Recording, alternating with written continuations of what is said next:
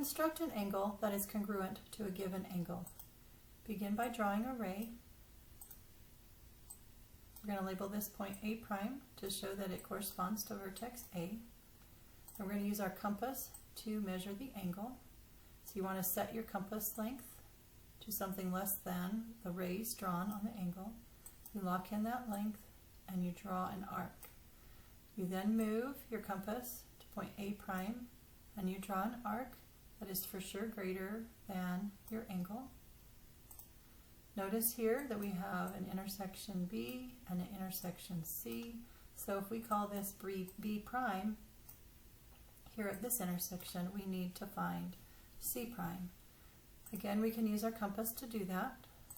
We're going to move the compass to point B, the pencil to point C, lock in that length, and draw that arc.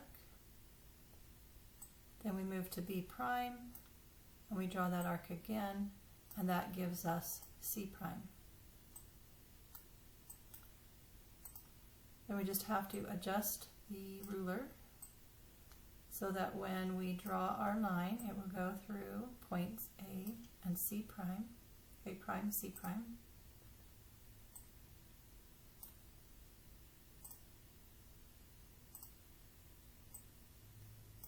So we have angle A is congruent to angle A prime.